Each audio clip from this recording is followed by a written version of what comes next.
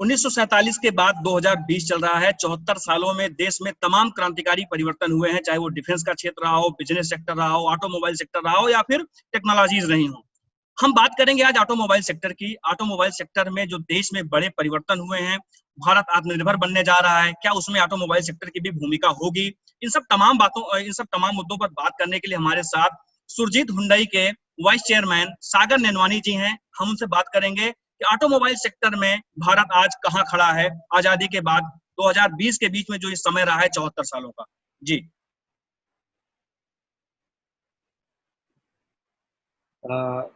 उज्जवल जी, मैं आपको सबसे पहले बताना चाहूँगा, मेरे को तो इस इंडस्ट्री में एज ए इंडिविजुअल बहुत टाइम नहीं हुआ है। मैंने तो 4-5 साल पहले ज्वाइन करी है।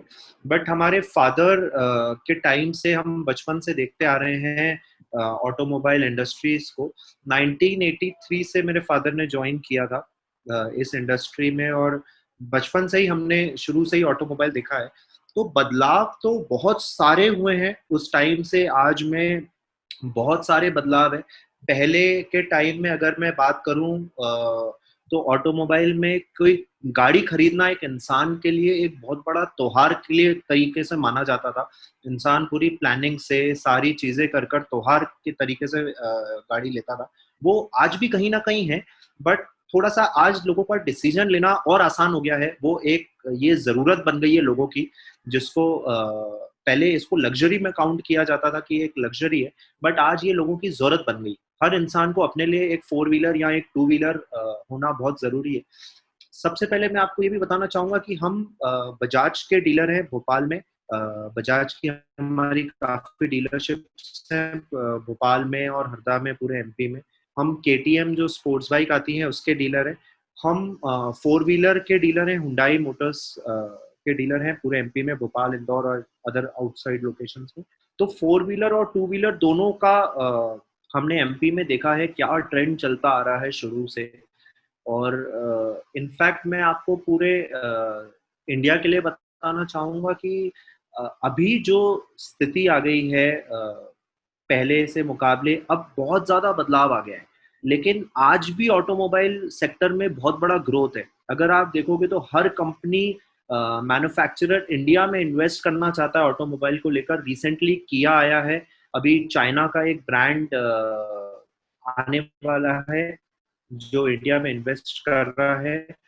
उसके बाद रिसेंटली एमजी ने जो एक और चाइनीज ब्रांड है वो इंडिया में सारी मैन्युफैक्चरर ऑटोमोबाइल इंडस्ट्रीज का इन्वेस्ट करने का सबसे बड़ा रीजन ये होता है कि इंडिया में अगर आप देखेंगे तो 1000 में 8 लोग हैं जिनके पास आज एक 4 व्हीलर है। यही फिगर अगर अपन यूएस में देखते हैं तो 1000 में 850 लोग हैं जिनके पास एक 4 व्हीलर है। तो कहीं ना कहीं ग्रोथ प्रोस्पेक्टिव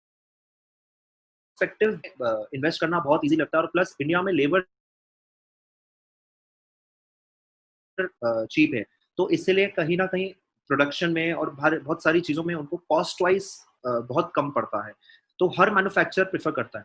पहले और आज में सबसे बड़ा चेंज और एक ये भी आया है कि पहले लोगों के यहाँ एक 4 व्हीलर खरीदना बहुत बड़ा माना जाता था।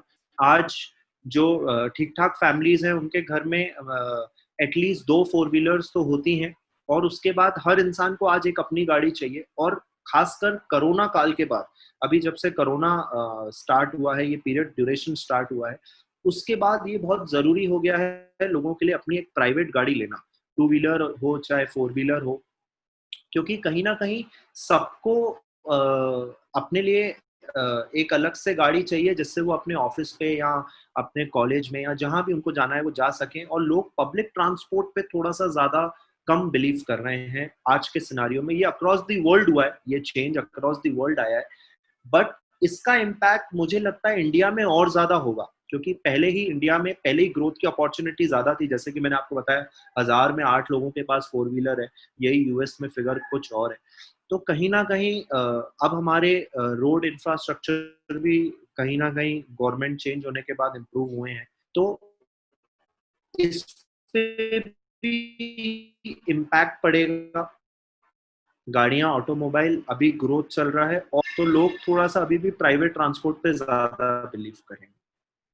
आत्मनिर्भर को लेकर मैं आपको ये चीज हाईलाइट करना चाहूंगा, जो मैंने आपको पहले भी बोला कि अधिकतर मैन्युफैक्चरर्स हमारे पास इंडिया में यहाँ पर आ चुके हैं। सबने अपना, अधिकतर मैन्युफैक्चरर्स ने अपना मैन्युफैक्चरिंग प्लांट इंडिया में डाल चुका है। और जिस तरीके से गवर्नमेंट बहुत ज्यादा प्रमोट कर रही है मेक इन इंडिया को, उसमें मेरे को लगता है और बढ़ोतरी आएगी कहीं ना कहीं। अभी जरूर समय थोड़ा सा वैसा चल रहा है, लेकिन फ्यूचर हम सबके लिए बहुत अच्छा होगा। और जो हम पास्ट भी देखते आ रहे हैं, आजादी के बाद से ऑटोमोबाइल बहुत अच्छी स्पीड से ग्रोथ हुआ है। पहले जिस टाइम पे हम पर डे 12 गाड़ी, 12 से 15 टू व्हीलर सेल किया करते थे, आज वही पर डे हमारी 25 टू 30 टू व्हीलर सेल होती है। और पहले के टाइम में एक डीलर हुआ करता था पूरे शहर में और इनफैक्ट आसपास के एरिया में। आज एक ही शहर में 4-4 डीलर है। तो कहीं ना कहीं सेल में आप देखेंगे तो 4 गुना 5 गुना बढ़ोतरी हुई है। और ये बढ़ोतरी और बढ़ेगी जैसे जैसे हमारे इंफ्रास्ट्रक्चर इंप्रूव हो रहे हैं, जैसे जैसे लोग प्राइवेट ट्रांसपोर्ट पे ज्यादा बिलीव कर रहे हैं, थोड़ा ये बढ़ोतरी और होगी। और कहीं ना कहीं आज भी भारत में पूरी काफी लोगों के पास आज भी एक अपनी खुद की टू व्हीलर भी नहीं है। और मेरे को ऐसा लगता है कि ये इसीलिए और अभी आगे और ग्रोथ करेगा।